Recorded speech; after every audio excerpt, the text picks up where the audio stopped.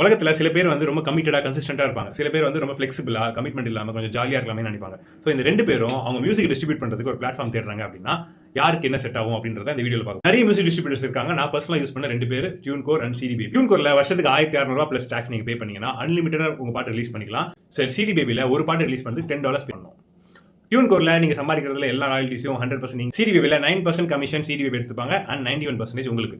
டியூன்கோரில் இந்த வருஷம் நீங்கள் ஒரு 10 சாங் ரிலீஸ் பண்ணிட்டு அடுத்த வருஷம் சப்ஸ்கிரிப்ஷன் பே பண்ணாமல் விட்டுட்டீங்கன்னா இந்த 10 சாங் டேக் டவுன் பண்ணி சிடி பேபியில் இந்த வருஷம் நீங்கள் ஒரே ஒரு பாட்டு ரிலீஸ் பண்ணிட்டு 10 வருஷங்கள் திருப்பி வந்தீங்கனாலும் அந்த பாட்டு அப்படியே தான் இருக்கும். as ஆர்டிஸ்டாக வந்து நீங்கள் மாதம் ஒரு பாட்டு ரிலீஸ் பண்ணுறீங்க, 12 பாட்டு ரிலீஸ் பண்ண போறீங்க ஒரு வருஷத்துக்கு அப்படின்னா நீங்கள் டியூன்கோர் செலக்ட் பண்ணலாம். எத்தனை வருஷம் கன்சிஸ்டண்டாக பண்ண போறீங்கன்ற ஒரு கேள்வி முக்கியமாக.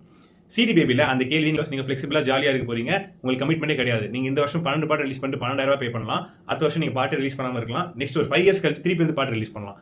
டியூன்கோரில் நீங்கள் இந்த வருஷம் ரிலீஸ் பண்ண பாட்டை 5 வருஷம் பிரேக் எடுத்தாலுமே அதை நீங்கள் அலைவாக வச்சுக்கணும்னா வருஷம் காசு கட்டிட்டே இருக்கணும்.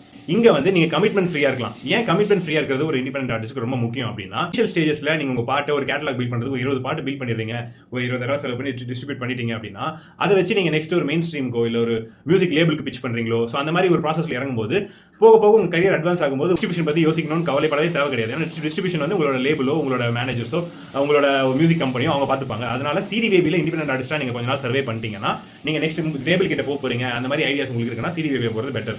வேற நீங்க வந்து ஒரு எம்ஏ பண்டாய் மாதிரியோ ஒரு ரஸ் மாதிரியோ இல்ல நிறைய ஆர்டிஸ்ட் மாதிரியோ நீங்க லைஃப் லாங் நான் என்னோட இன்ஃப்ளூயன்சர் பவரை வச்சுக்கிட்டு நான் என்னோட திறமையை வச்சுக்கிட்டு மட்டுமே நான் மூவ் பண்ண போறேன், நான் இண்டிபெண்டா தான் இருக்க போறேன் அப்படின்னா டியூன்கோர் செலக்ட் பண்ணலாம். பட் இங்க ஒரு பெரிய கேட்ச் என்னன்னா, டியூன்கோர்ல நீங்க சிங்கிள் ஆர்டிஸ்டா ஒரே ரஸ் மாதிரியோ வேற யார மாதிரி ஒரு ஆர்டிஸ்டா நீங்க வந்து ப்ரொடியூஸ் பண்ணி நீங்க ஒரு மெயின் ஆர்டிஸ்ட் யூஸ் பண்ணி ரிலீஸ் பண்ண போறீங்க அப்படின்னா டியூன்கோர் பெஸ்ட். வேற நீங்க ஒரு ஹிப்ஹாப் கமிட்டியில் இருக்கீங்கன்ற போது நிறைய கொலாப் பண்ண வேண்டியது வரும், நிறைய பேர் கூட சேர்ந்து பாட்டு பண்றீங்கன்னா அப்போ நிறைய மெயின் ஆர்டிஸ்ட் போடுவீங்க. ஒரு சைஃபர் பண்றீங்கன்னா ஒரு 4-5 ஆர்டிஸ்ட் இருப்பாங்க, இல்ல ஒரு டுவோ பண்றீங்கன்னா கூட 2 மெயின் ஆர்டிஸ்ட் போட வேண்டியது வரும். டியூன்கோர்ல ஒரு மெயின் ஆர்டிஸ்ட் போட்டு ஒருத்தர் ஃபீச்சரிங் பண்ணலாம்.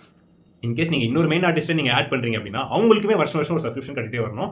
டியூன்கோர் பொறுத்திருக்கும். சிடி பேபியில் அந்த பிரச்சனை இல்லை. $10 நீங்க 4-5 ஆர்டிஸ்ட் போட்டு ஒரு பாட்டு ரிலீஸ் பண்ணி சரி ஒரு பாட்டுக்கு பே பண்ணிட்டு நீங்க பாட்டுக்கு இண்டிபெண்டா உங்க வேலையை பார்க்கலாம். இன்கேஸ் உங்களுக்கு வேற ஆப்பர்ச்சுனிட்டிஸ் எக்ஸ்ட்ராவா கிடைக்குதுன்னா சிடி பேபியை ஃபுல்லா விட்டுட்டு நீங்க வேற வேலையை பார்த்தாலுமே உங்க இண்டிபெண்டன்ட் சாங்ஸ்க்கு எதுவுமே ஆகாது. ஸோ இப்போ உங்க ஒப்பீனியன் இல்லை சிடி பேபி பெஸ்ட்டா இல்லை டியூன்கோர் பெஸ்ட்டா, நீங்க என்ன யூஸ் பண்ணிட்டு இருக்கீங்க அப்படின்னு கமெண்ட்ல சொல்லுங்க. நான் ஏதாவது பாயிண்ட் மிஸ் பண்ணியிருந்தா அதையும் கமெண்ட்ல சொல்லிக்கலாம்.